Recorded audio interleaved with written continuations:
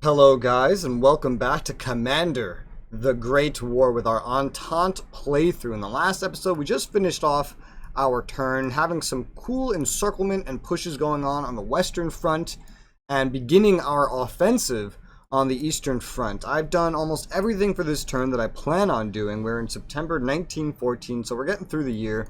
There are two things that I wanted to do in Serbia, however. Now that I've gone over and looked at everything I can do.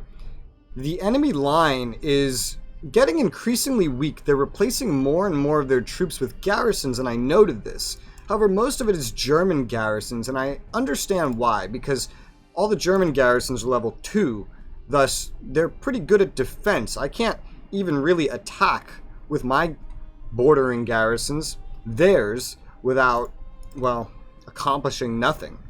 And the Austrian armies, even the ones that aren't dug in, are still a big problem for my armies. With, similar odds, it's just not worth it to go on the offensive anywhere. But on the north here, where I have most strengthened my forces, they have most weakened theirs, with a bunch of garrisons, really. Well, some of them are German, some of them are Austrian. And now that's pretty important, I think, because Austrian garrisons are shit in comparison. Using my most eastern border infantry unit here, I can potentially kill 3 and only lose 1 units. And so to do a little bit of damage with my Serbians, who I expect to die eventually anyway, because Bulgaria will join the war. Just by default, I'm pretty sure they're going to join the war. Let's go ahead and try to do something here, a little productive.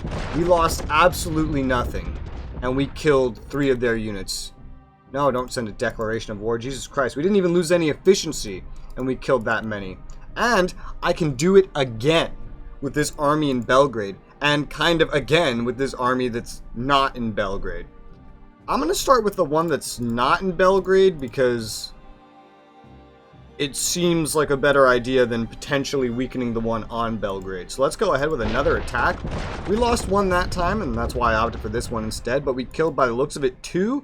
Their efficiency is down to 8 currently, and now we can get much bigger results with the one on Belgrade. So let's give that a shot.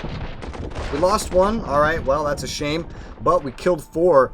This garrison is almost completely wiped out. It would take them several turns to repair this, so more than likely they're going to end up pulling it off the front. And if they don't, well, I'm probably going to kill it. And so they're going to have to use their capacity, their rail capacity, to move things around and get reinforcements here. And I'd say that's pretty productive. That's a pretty productive use of my time. Whereas other units, as you can see, they don't really have anything productive they can do here. And now, just in hopes that I can maybe do a little more damage on the Eastern Front, I'm also going to take this opportunity to attack one of their units that has some pretty low efficiency already with my infantry unit over here. Okay, that didn't go actually so badly. We only lost 1. We killed 2 of an already fairly damaged German unit that is probably going to try to retreat, or just going to be, well, damaged. Initially, I didn't do this because I didn't want to weaken him too much. I decided to take the risk anyway, and I think that paid off pretty well. He only lost 1, so that's not going to set him back very much. Anywhere else I can attack, the odds are not so much in my favor, though.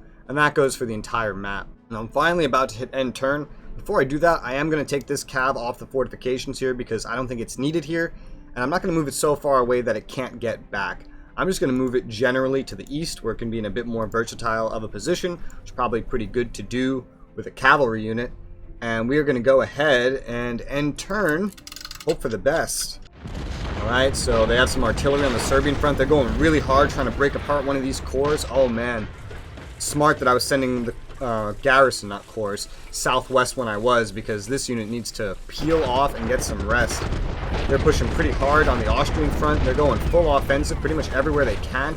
But in a lot of these places, they're getting a lot worse odds than I had when I attacked, so it's better that they did these attacks, especially on the German front there. They went after some of my cavalry, and the results they were getting just were not that great. Okay, they did attack this Belgian armored car, unfortunately pushed it back and did more damage than I would have liked. Air units moving up, they're retreating some of the units off the western front. That dreadnought is trying to get right back home. And the Canadian Corps is across the globe, the dominions of the British Empire, pledging their support to Great Britain, composed mostly of volunteers. The Canadian Expeditionary Force has arrived in the UK, fulfilling its duty as senior dominion of the British Empire. Okay. The war effort in the UK, Great Britain, is now 100%. They're fully mobilized, and Russia's up to 95%. Very nice. And we have a Russian general of which we can deploy already. Oh my god. Well, can I... What does this general grant? He grants some good defense and a little bit of offense. I'm wondering where I should actually deploy him. To an army. Clearly. Some kind of army. And some kind of army that's on the offensive. We don't actually have a lot of those. Could definitely be pretty useful in the south. But in the north is where we definitely want to be making some big gains. Maybe I can put him on a army that's incoming. Alright, so I went ahead and I deployed the general onto this infantry force, even though it's a little bit damaged, because I want him in the middle where he can buff all these other units around him, including my artillery right here. Shame the aircraft's out of range, but that's where I put him. I also got a British admiral, and I put him on this dreadnought, which is right next to this German dreadnought that is trying to escape, that I'm not going to let escape. It actually tried to bob and weave in the middle of this force here, but because it didn't know the submarine was there, it got stopped in its tracks. So we actually stopped it with this makeshift blockade here. So now we're gonna try to take out this dreadnought. This is very important because we already took out one German dreadnought, and it really seemed to hurt their defense, their morale. That's the word I'm looking for. Looks like I got distracted. Looks like they have an admiral as well, and they put it on this unit. Can I see information on a general, on an enemy general? Maybe not. Maybe not. Okay, well, let's go ahead and try to wipe out this dreadnought now. I'm going to start with the submarine because it seems like a good idea. After all, it's very hard for a dreadnought to hit a submarine, at least theoretically. Alright, so we did 1 damage, not so bad. It looks like we're going to do 1 damage with like everything, even our dreadnoughts right now until we weaken it. Just because it's a level 3 dreadnought, their dreadnoughts are OP compared to ours. But anything in this green area is going to get a buff. So I can really move my dreadnoughts in for the kill here. So that's essentially what we're going to try to do. I'm going to move this dreadnought up north where it can join the fray. Naturally, this dreadnought... How many dreadnoughts do I have up here? I have like 4 fucking dreadnoughts up here. Alright, well, let's use this one first. So, it looks like we actually took 1 damage, but we dealt 1 as well. Let's move another one up close. And fire. We dealt none, but we took none. This is not going as fast as the other ones. Move the 4th dreadnought in and attack. Alright, we dealt 1. We're getting somewhere. Now we have the ability to attack 2. But after this, you know, this thing's surrounded and it's not gonna die that quickly. The only other heavy thing I have here, well, no, I have a pre-dreadnought, but I have this armored cruiser here currently in position. I'm probably not gonna switch the armored cruiser out because it's so similar to a pre-dreadnought anyway. I'm just going to attack with my main dreadnought now. And we dealt 1 damage, we took 1. Wow, this thing's really putting up a heck of a fight. My armored cruiser, it doesn't have as favorable of odds, so I think I'm just going to be happy with surrounding this thing for this turn.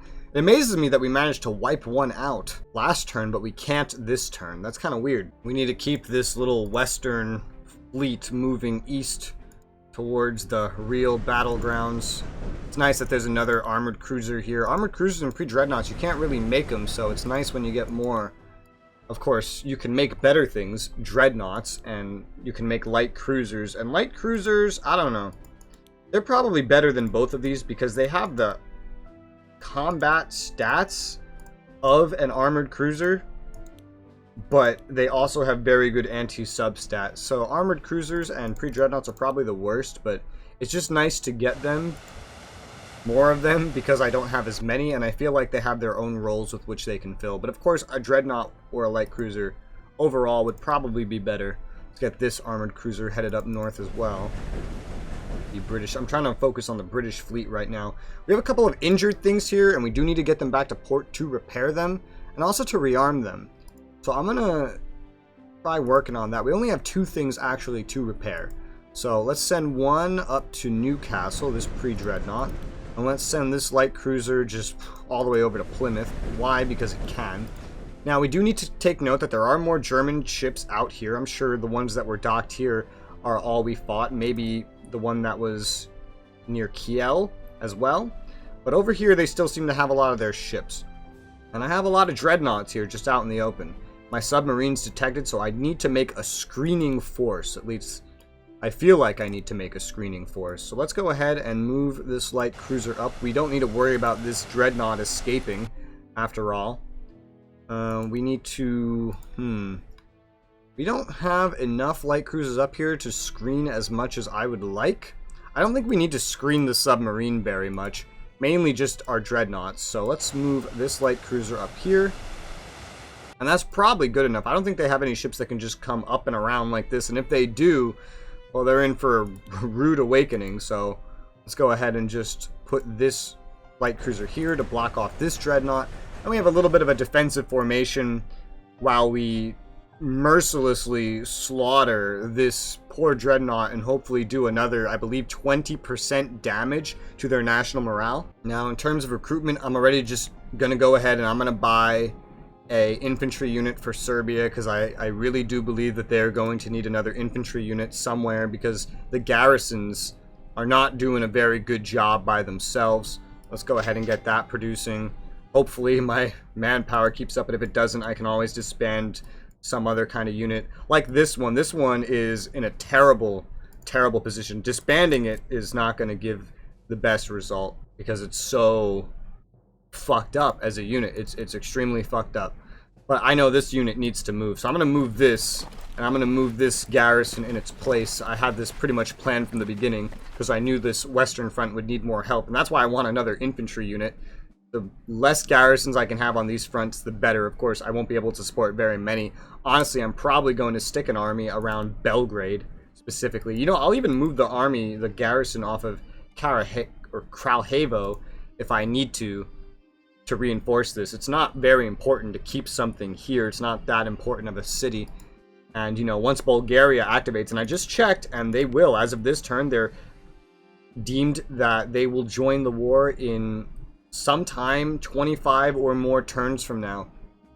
The Ottomans are joining in only 3 to 5, and so that's going to lead to one of my other decisions for this turn. I'm going to go to Great Britain, and I'm actually going to purchase infantry. I don't plan to purchase a whole lot of land units as Great Britain, but they can directly deploy into Egypt. So I believe we should get some... I don't know if we're going to get some free infantry for it, right?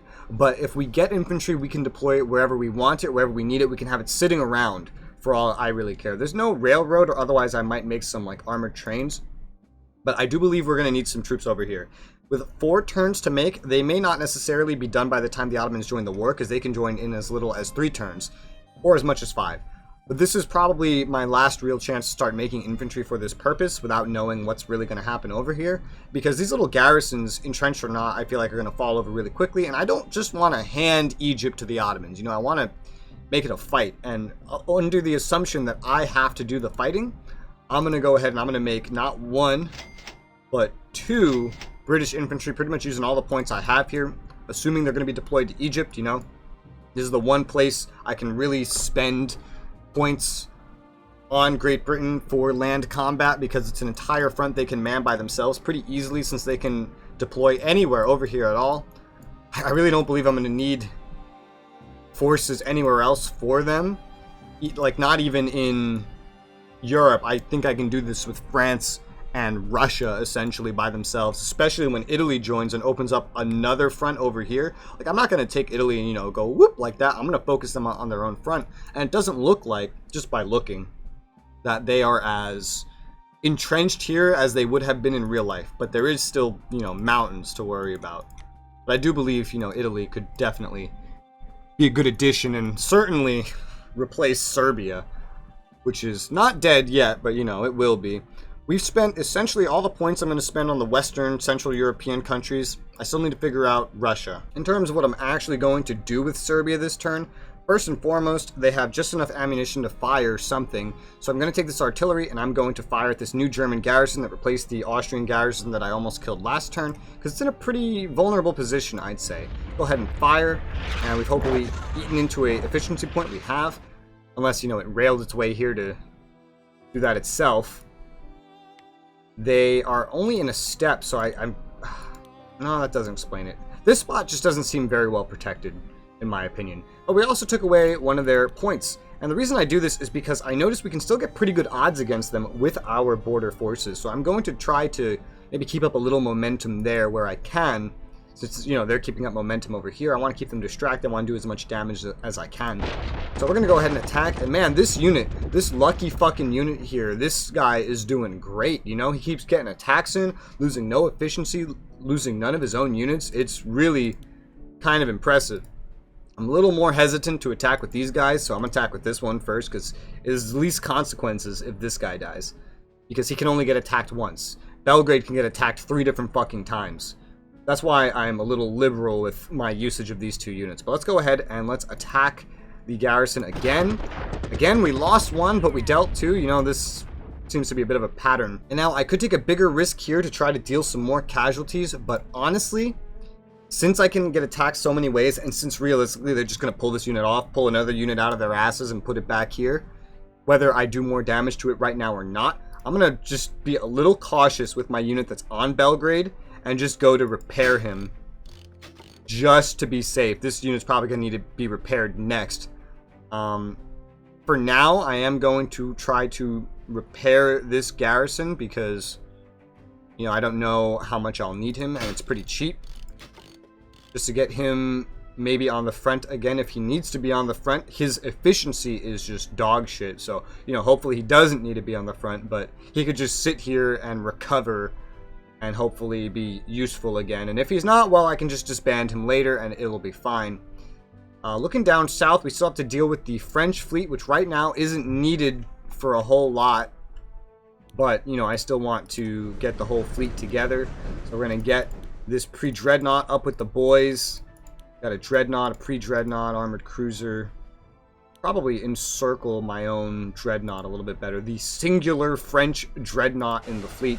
So I'll move this armored cruiser over here, and he's pretty well protected. You have to come all the way around by the Italian coast to get at him with this kind of a formation, so I think he's pretty safe. I think he's pretty good. Over here on the western front, immediately I'm going to take this artillery. We have enough ammo to fire it, just barely. I'm going to shoot it at Strasbourg, because shooting at Metz is retarded, because they have level 18 entrenchment, as opposed to Strasbourg, which has level 4 entrenchment. Big fucking difference.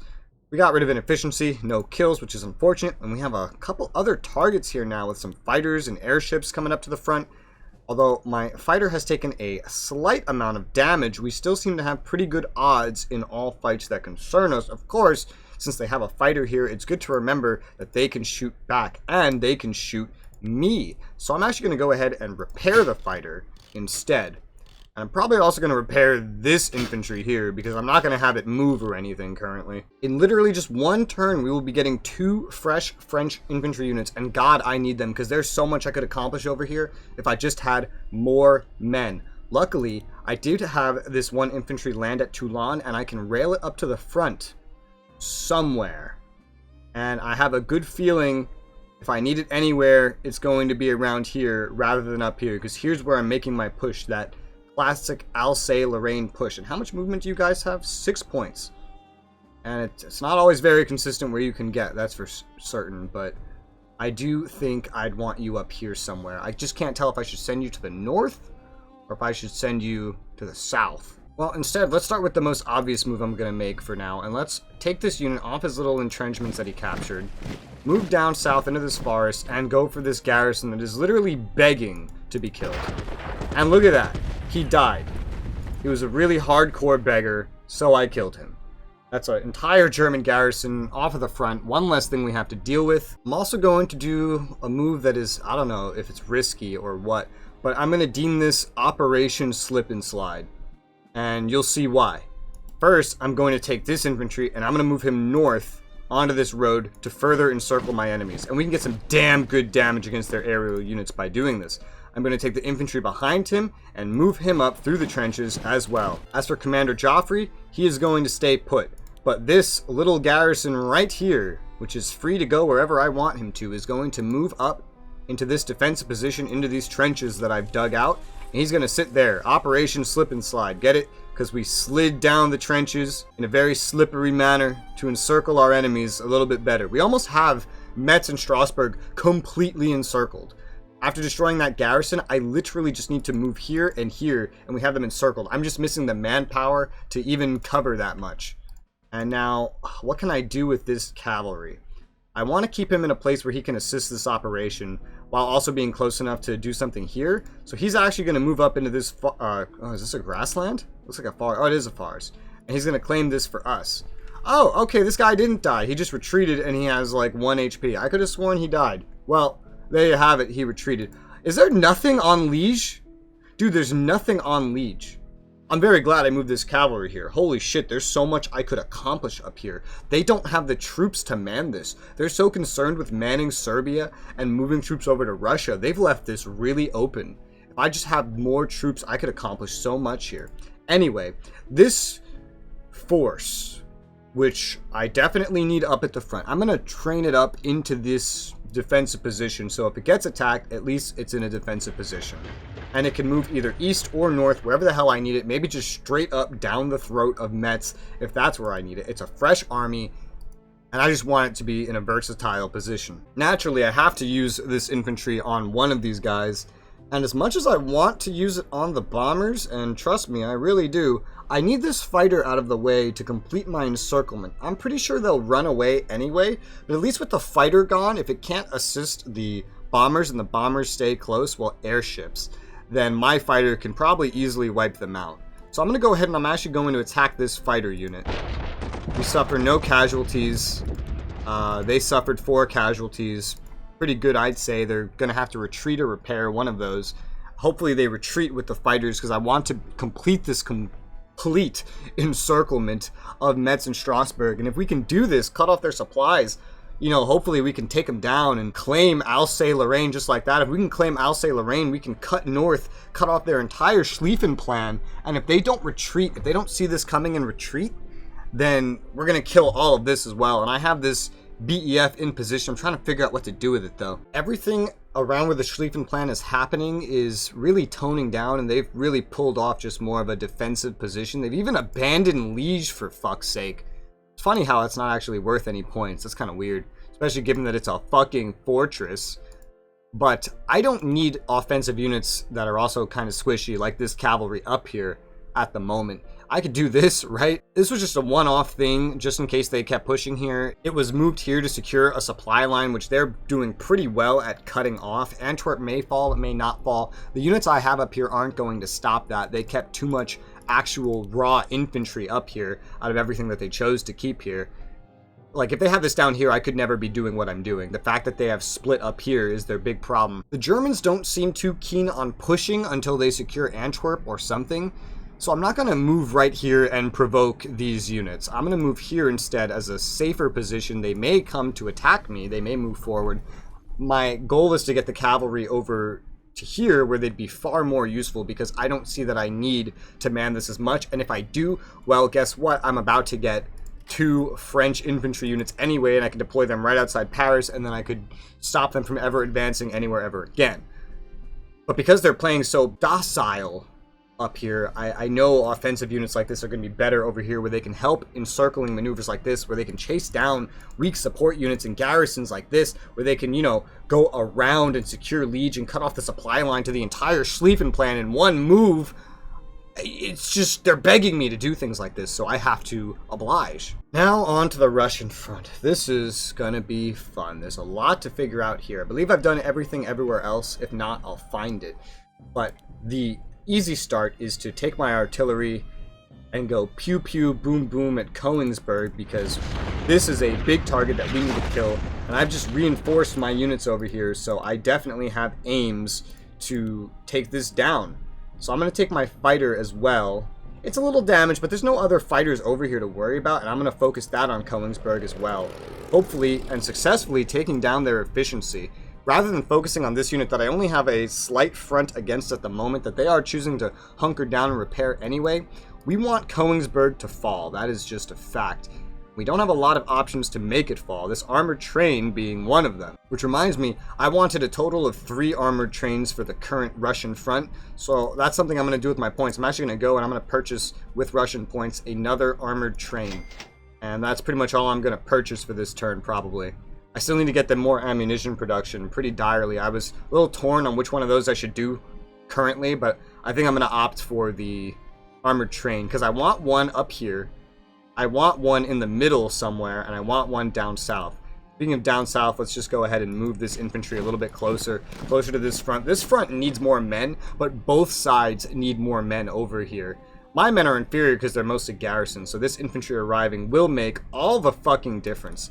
I put this one down at Minsk to send it off to the west, and so that's exactly what I'm going to do. I didn't know if I wanted to send it up or down, so I'm just going to send it into a neutral location, like right here.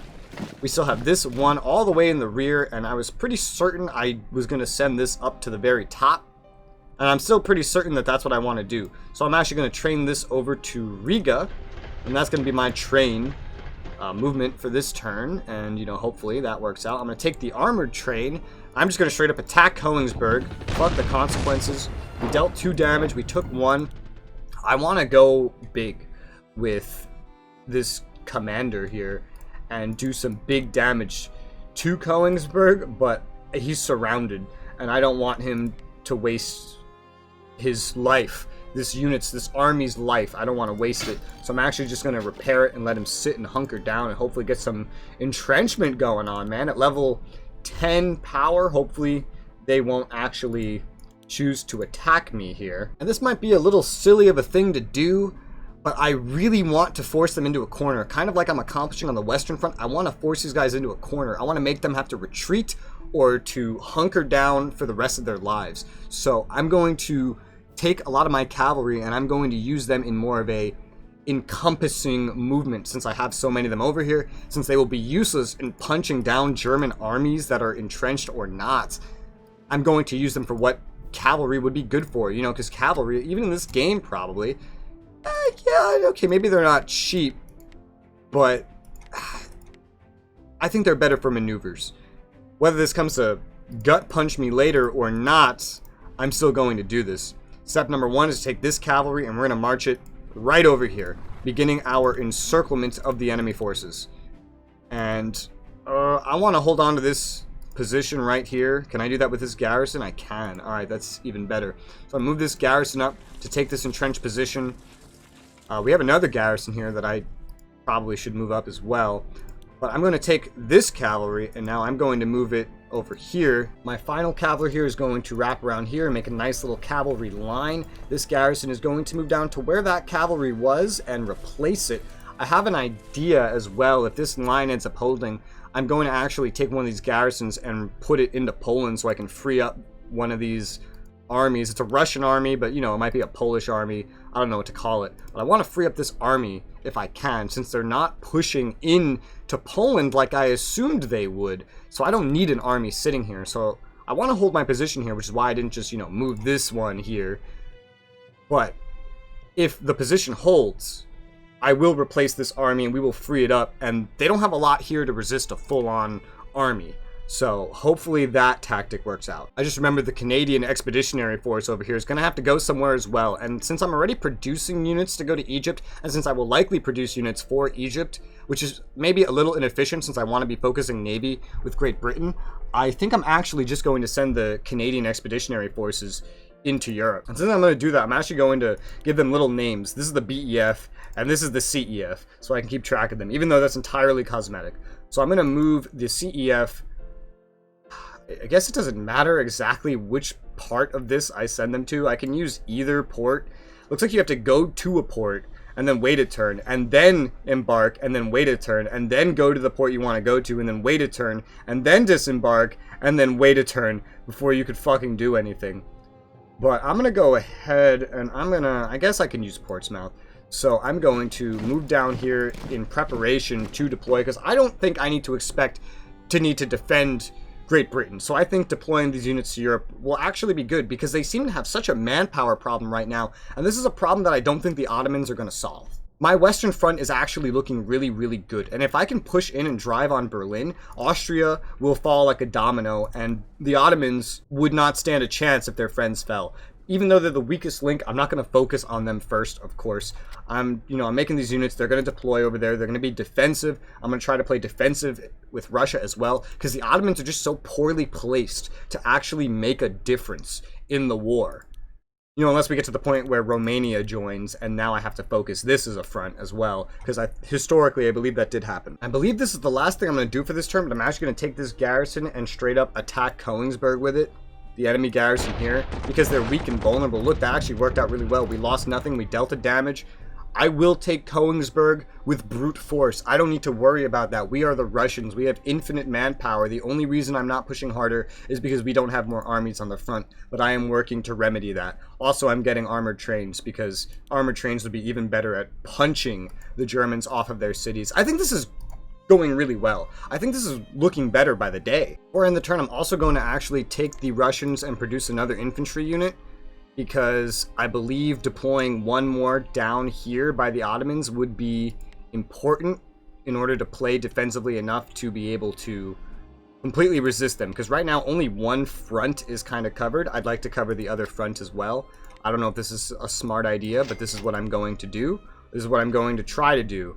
And now they're broke. The only thing happening right now that I'm not so sure about how it's going is probably Serbia. So let's save the game here. And let's go ahead and end turn and see how this goes. Okay, we have some movement on Serbia, some attacks. They're going, brutally heavy, man. Absolutely brutally heavy with their constant artillery fire. I don't even know how they have this much ammo. They've moved out that German unit that we hurt and replaced it already. This is why they can't get any units on any other fronts, because of how heavily I'm playing in Serbia. So now I'm actually more reinforced or validated that my plan is moving.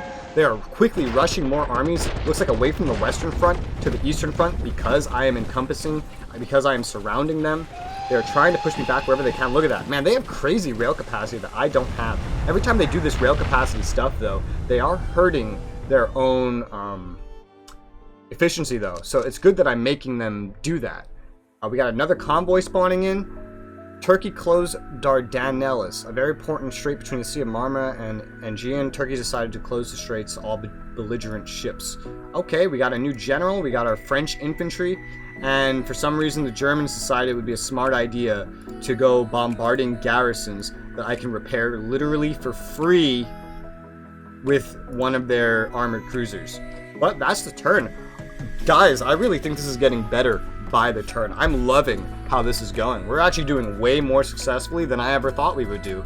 So I hope you guys have been enjoying this. Let me know how you think this is going yourself. If you agree with me or if you disagree and think we're actually doing complete shit, I don't know. Any suggestions you might have, any names you might want to assign to any of these troops, just let me know. But for now, thank you guys very much for watching, and I'll see you on the next one.